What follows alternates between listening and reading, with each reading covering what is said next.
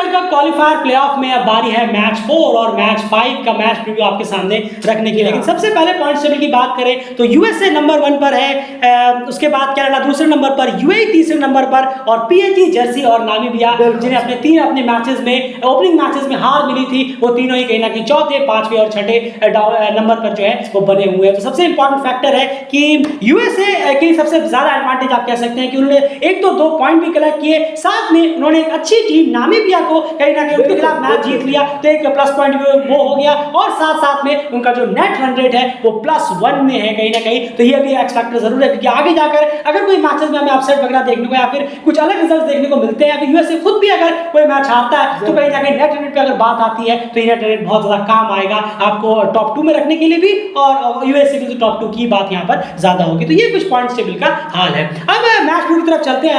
Canada versus USA की बात करें तो अमेरिकन रीजन्स के बीच में ये मैच होना है, तो कनाडा के पर्सपेक्टिव से अगर हम चीजें देखें तो क्या कुछ उन्हें यूएसए के खिलाफ करना है यहाँ पर बहुत ज्यादा इंपॉर्टेंट हो जाएगा। इतना आसान होने वाला है नहीं कि यूएसए के खिलाफ वो गए और इतनी आसानी से वो मैच जीत गए, लेकिन यहाँ पर एक कॉम्पिटिटिव मैच हो और कम से कम जीतने की भी यहाँ पर कोशिश की जाए, तो कनाडा के लिए 2-3 चीजें क्या इंपॉर्टेंट आप देख रहे हैं जो उन्हें कम से कम कल के मैच में ऑन फील्ड उतारना पड़ेगा, सिर्फ ऑन पेपर तक ही वो ना रहे, ये मेक श्योर करना पड़ेगा। जरूर देखिए, अगर हम बात करें कनाडा की अगर पर्सपेक्टिव से मानेगा तो यहाँ पर ओपनर्स को यहाँ चलना बहुत जरूरी है। किसी एक ओपनर को लंबा जाना वो बहुत जरूरी है। उसके बाद विजय रत्ने और निखिल का चलना बहुत जरूरी है क्योंकि दोनों जो डाउन है वो थोड़े से अलग अलग है, और कोई ऊपर आता है और थोड़ा सा कोई मिडिल ऑर्डर में आता है, तो यहाँ पर दोनों का चलना और साथ में किसी एक ओपनर का चलना ये बहुत ज्यादा जरूरी हो जाता है अगर आप चेस भी कर रहे हो या टारगेट लगा भी रहे हो। बिल्कुल, और ये इतना जरूर है कि ओपनर्स में से एक को लंबा रखना आसान होगा भी नहीं क्योंकि सामने से जो है वो जबरदस्त बॉलिंग अटैक, वहां पर अली खान इतनी आसानी से स्पेयर करने वाले हैं नहीं, उनकी बॉलिंग जबरदस्त होती है। तो फिर भी लेकिन अगर आपको जीतना है तो आपको करना ही होगा। ओपनर्स में से कोई एक विजय रत्ने और निखिल, ये तीनों अगर अपने स्कोर्स को कुछ बड़ा कर पाए, और सबसे इंपॉर्टेंट कनाडा 50 ओवर पूरे बैटिंग करने की कोशिश करे। 50 ओवर अगर आप पूरे बैटिंग कर पाते हैं यूएसए के खिलाफ भी तो आप कुछ ना कुछ बेहतर स्कोर बोर्ड पे लगा पाएंगे, फिर आप अपने बॉलर्स के साथ में अच्छी प्लानिंग के साथ यूएसए पे प्रेशर बना सकते हैं। लेकिन उसके बाद कनाडा के लिए सेकंड पॉइंट की बात करें तो आ जाता है उनके बॉलर्स के लिए।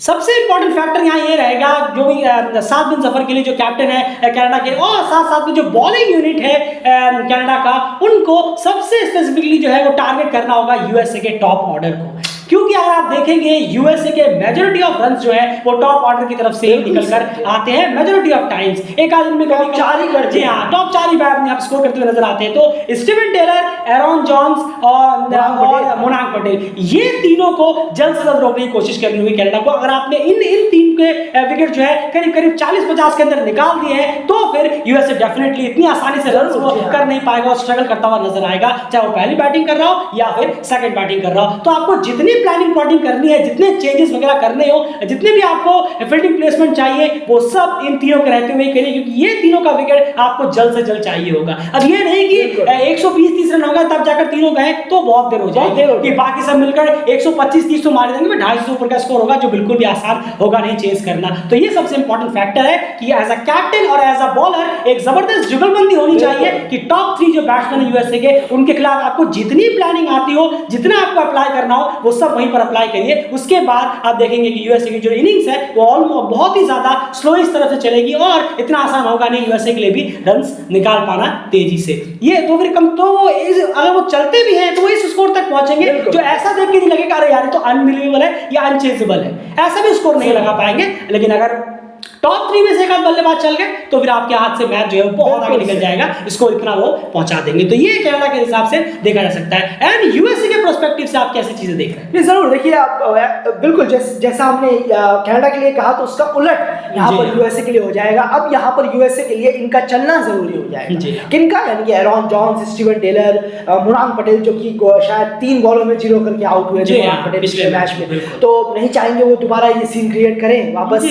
तो रन्स करना चाहेंगे। और रन्स ये टॉप 4 बल्लेबाज जो है सुशांत मुदानी भी ऊपर आते हैं बल्लेबाजी करने, साथ में वो भी अच्छा खासा बल्लेबाजी कर लेते हैं। तो ये 3 जने खासकर एरॉन, स्टीवन और मोनांक, इन तीनों को यहाँ पर जरूर बड़ा स्कोर करने की जरूरत होगी और टीम जिससे बेहतर कर पाए, और एक जना यहाँ पर कोई लोअर ऑर्डर में से अगर चल पाए तो बहुत बेहतर। बिल्कुल, ये बहुत इंपॉर्टेंट फैक्टर है कि लोअर ऑर्डर में से कोई एक बैट्समैन जरूर यहाँ पर चलना चाहिए, कम से कम 30 प्लस की इनिंग हो, 40 प्लस की इनिंग हो, ये जरूर आनी चाहिए। तो क्या होगा कि आप एक बेहतर नोट पर फिनिश कर पाएंगे कि अगर ऊपर से बेस मिला है तो कम से कम बेहतर नोट पर टीम फिनिश कर पाए, ये मेक श्योर करना होगा। और अगर ऊपर के प्लेयर जितने ज्यादा नहीं चल पाए, 15, 20, 10 ऐसे आउट हुए तो और ज्यादा इंपॉर्टेंट हो जाएगा कि लोअर ऑर्डर जो है वो ज्यादा से ज्यादा कंट्रीब्यूशन करे, सिर्फ एक बैट्समैन नहीं बल्कि ज्यादा से ज्यादा कंट्रीब्यूशन मिलना चाहिए। तो कम से कम टॉप 3 बैट्समैन और लोअर ऑर्डर में से एक अगर चलता है तो स्कोर कनाडा के सामने इतना तो जरूर होगा कि वो इसे इतने आसान से चेस कर नहीं पाएंगे। बहुत ज्यादा एक्स्ट्राऑर्डिनरी एफर्ट कनाडा के बैट्समैन को यहाँ पर करना होगा।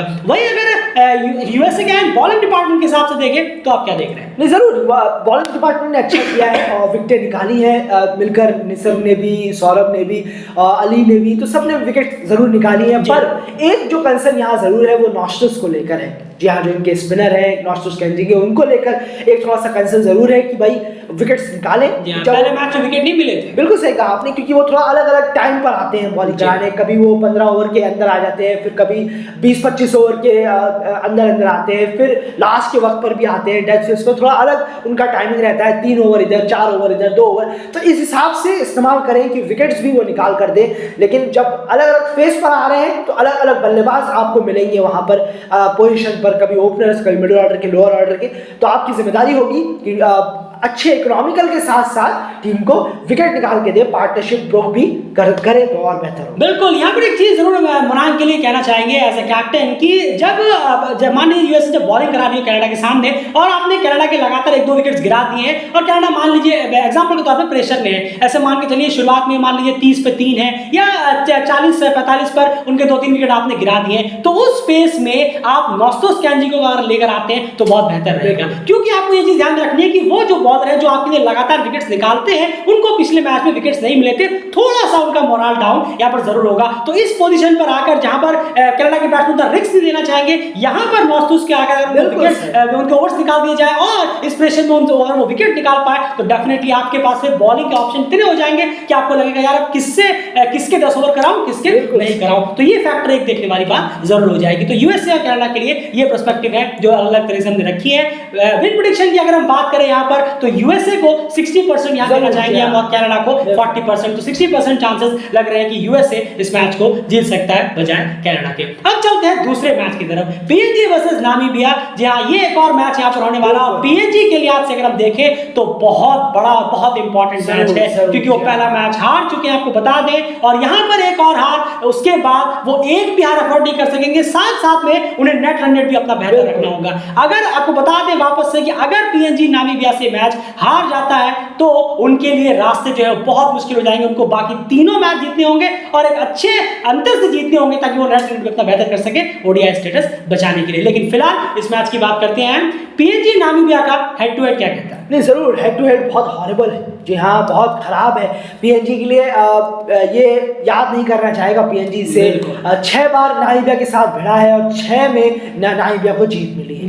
जी हाँ, बहुत बुरी, सिर्फ 6 की 6 बार नामीबिया जीत लेके गया है। पीएनजी को अभी भी जीत की तलाश है। बिल्कुल, एक और इंटरेस्टिंग स्टैट्स आपको बताते हैं यहाँ पर। पीएनजी ने जो 6 बार नामीबिया के खिलाफ ओडीआई मैचेस खेले हैं उनमें सिर्फ एक बार ऐसा हुआ है कि उन्होंने 50 ओवर पूरी बैटिंग की, बाकी किसी भी बार वो 50 ओवर पूरी बैटिंग सक्सेसफुली नहीं कर पाए हैं, चाहे वो चेस कर रहे हो या फिर डिफेंड कर रहे हो। और ऐसा भी नहीं कि चेस करते हुए उन्होंने चेस कर लिया हो, वरना यहाँ पर 6-0 का रिकॉर्ड होता नहीं। तो ऑल आउट ही हुए हैं। सेकंड बैटिंग की है जो कि मेरे ख्याल 2 बार की है और 4 बार पहले बैटिंग की है, वहां पे सिर्फ एक बार उन्होंने 50 ओवर पूरे खेले हैं। बाकी 6 में से 5 बार पीएनजी 50 ओवर बैटिंग नहीं कर पाया नामीबिया के सामने। ओडीआई के जो स्टैट्स है वो कम से कम यही कहते हैं। एंड और कुछ स्टैट्स यहाँ पर आपके पास है स्कोरिंग वगैरह को लेकर कि पीएनजी का स्कोर वगैरह कैसा रहता है नामीबिया के खिलाफ अब तक, खास करके जब तक ओडीआई में खेले। नहीं, जरूर देखिए, यहाँ पर 2 बार पीएनजी सिर्फ 225 प्लस का स्कोर लगा पाया है, यानी कि उसके पार पहुंच पाया है। सिर्फ 2 ही बार ऐसा हुआ है इन 6 मैचेस में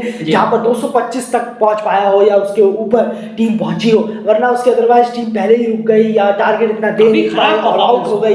बहुत खराब परफॉर्मेंस हुआ है बल्लेबाजों की तरफ से पीएनजी के। और सेम बल्लेबाज रहे हैं पूरे टूर्नामेंट में, इस 6 के 6 मैच में, उसके बावजूद ऐसा परफॉर्मेंस अपने आप में एक बहुत ही पुअर परफॉर्मेंस कहना होगा ये जो दिखता है। आपने सही कहा कि लगभग सेम प्लेयर्स रहते हैं, सेम स्क्वाड रहती है, सेम प्लेयर्स रहते हैं। अब नाइमिया के खिलाफ जिन्होंने पहला मैच खेला था वही अगर बैटिंग लाइनअप ने नाइमिया के खिलाफ छठा मैच भी खेला, फिर भी आप 200 पे रन हो जा रहे हैं, 50 ओवर नहीं खेल पा रहे, तो मुझे समझ में नहीं आता कि आखिर आप सीख क्या रहे। यही चीज हमने भी कही है कि पीएनजी ने जो है मैच 1 से लेकर मैच अगर आप आज तक देखेंगे तो कुछ भी खास ज्यादा सीखा नहीं है। 5-6% 10% आप मैक्स उन्होंने सीखा होगा, बाकी 90% वो आते हैं, मैच खेलते हैं, हारते हैं और चले जाते हैं। उससे सीखना वो बिल्कुल भी नजर नहीं आता, चाहे वो प्लेयर की तो खैर जो स्क्वाड है वो लगभग सेम ही रहती है। ये सबसे बड़ी शिकायत डेलीगेट की लगातार रहेगी और वो बार बार साबित भी कर देते हैं कि डेलीगेट आप सही है, हम कुछ सीखते हैं नहीं। एक आध मैच में अचानक से खेल बेहतर करते हैं, एक आध प्लेयर कुछ अच्छा करते हैं तो पूरी की पूरी टीम जो है वो वापस से 80 के दशक में चली जाती है उस हिसाब से बैटिंग करने के लिए। अब नाइमिया के पर्सपेक्टिव से यहाँ पर अगर हम देखें तो बैटिंग में आपको क्या नजर आता है, 2 ऐसे प्लेयर आपको पिक करने हैं नाइमिया के कि जिनको इन यंग प्लेयर्स के साथ, यंग काफी प्लेयर्स नाइमिया के मौजूद है प्लेइंग इलेवन में, लेकिन उनके साथ साथ इनको स्कोर करना होगा ताकि इनको देखकर वो भी कहीं ना कहीं कुछ बड़ी पारी खेल सके और इंपॉर्टेंट क्रूशियल इनिंग खेल सके। नहीं जरूर, देखिए जैसा यहाँ है गेरार्ड इरास्मस और ज़ैन ग्रीन, ये तो है जो बहुत इंपॉर्टेंट हो जाते हैं। लिंजेन भी ऊपर एक जरूर है जो 1 डाउन आते हैं या कभी कभार ओपनिंग, तो खैर नहीं, ओपनिंग तो अभी कुछ अलग नए न्यू प्लेयरों के साथ उतर रहा है नाइमिया फिलहाल इस टूर्नामेंट पे हमें देखने को मिला है। तो ये 2 प्लेयर बहुत ज़्यादा इंपॉर्टेंट हो जाते हैं, गेरार्ड इरास्मस और ज़ैन ग्रीन। एक तो मिडिल ऑर्डर में आते हैं और एक दोनों ही मिडिल ऑर्डर में आते हैं, जी हाँ, और दोनों का ही स्कोर एकदम नदारद है, बल्ले से चल नहीं रहे, काफ़ी वक्त हो चुका है। खाली ये मैच बोलकर नहीं कि डेली क्रिकेट कह रहा है कि पहले मैच फ्लॉप हो गए तो सब कुछ बेकार, नहीं, आपका परफॉर्मेंस गेरार्ड इरास्मस का तो पिछले 6-7 मैचों से यही हाल है। तो यही है, 20, 30, 40 से काम नहीं चलेगा। थोड़ा सा यंग प्लेयर्स आपके इर्द गिर्द है, उनके आप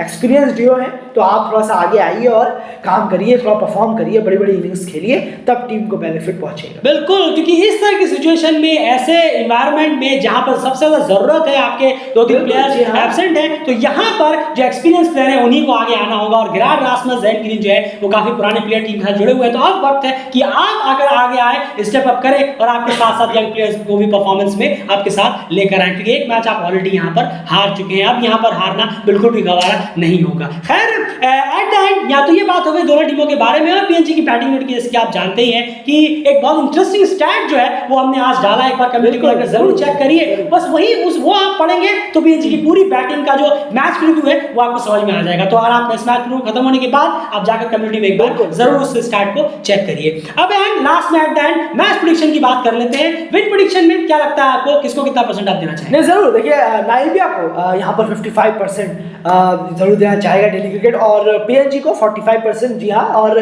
स्टार्ट्स वगैरह रिकॉर्ड काफ़ी ज़्यादा बेहतर है नाइमिया के साथ, और हेड टू हेड भी काफ़ी बेहतर है, कुछ जीता ही नहीं है। और पीएनजी का जो परफॉर्मेंस रहा है वो इतना अप टू द मार्क रहा नहीं है, तो उम्मीद होगी कि नाइमिया काफ़ी ज़्यादा मैच में जीत कर ही निकलेगा। बिल्कुल, तो कहीं ना कहीं थोड़ा सा हैरान भी भरा भी है कि क्योंकि पीएनजी की बॉलिंग अगर आप देखेंगे तो बेहतर, बैटिंग से थोड़ी बेहतर नजर आती है, लेकिन पीएनजी की बैटिंग बहुत ज्यादा पुअर नजर आती है बॉलिंग के बजाय। बिल्कुल, यही समझ में नहीं आता कि वो कभी-कभी ऐसी भी आती है और अफसोस भी कि टीम आखिर सुधरने का नाम जो है वो क्यों नहीं ले रही है। यही सबसे बड़ी बात है, कितने मैचेस और आपको चाहिए सुधरने के लिए, वो सुधार जो है वो नजर आता ही नहीं। एक आध प्लेयर चमकते हैं, उसके बाद बाकी पूरी टीम जो है वही पर वापस सेम वही गलतियां वही रिपीट, जैसे हमने पहले ही कहा, एक बार स्टार्ट जाकर जरूर देखिए कम्युनिटी में। और जी हाँ, बस एक छोटी सी बात, आपने कहा एक आध प्लेयर चमकते हैं, वो एक आध प्लेयर अगर मैं डायरेक्ट बोलूंगा यहाँ पर इंटायर टूर्नामेंट के लिए नहीं चमकते हैं। बिल्कुल भाई, अगर शिकायत आपसे यही है कि चलिए आप चल रहे हैं सेम, आप बार बार उसी ओपोनेंट से खेल रहे हैं। मान के चलिए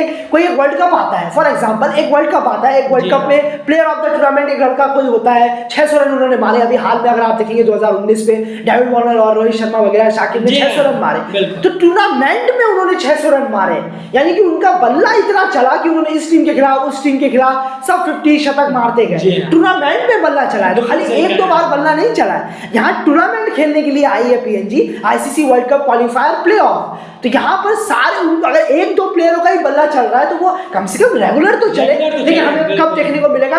वर्ल्ड क्रिकेट लीग 2 में तो हमें देखने को मिला ही नहीं था। बिल्कुल, ये आपने बिल्कुल सही पॉइंट यहाँ पर उठाया। ये सबसे बड़ी बात है कि अगर एक दो प्लेयर चल भी रहे हैं तो वो कितना लंबा चल रहा है, कंसिस्टेंसी कितनी है, ये भी इंपॉर्टेंट बहुत ज्यादा हो जाता है। क्रिकेट वर्ल्ड कप लीग 2 में आपने सही कहा कि असद मला जो है वो सेकंड टॉप स्कोरर थे, उसके बाद थर्ड टॉप स्कोरर आपको लिस्ट में बहुत नीचे आना पड़ेगा, तब जाकर ये हाल था। तो ये कहीं ना कहीं कंसर्न जरूर है टीम के साथ। बाकी ओवरऑल 55-45 लगता है विनिंग प्रेडिक्शन जो है वो नाइविया के फेवर में जाता हुआ दिख रहा है। फिलहाल इस मैच में इतना ही। एक बार कम्युनिटी आप जाकर जरूर चेक करिएगा। फिलहाल इस वीडियो में इतना ही। पोस्ट मैच एनालिसिस सारी अपडेट्स आपको लगातार डेली क्रिकेट में मिलती रहेंगी। चैनल को सब्सक्राइब जरूर आप सबसे रिक्वेस्ट है, जरूर कर लीजिए। बाय।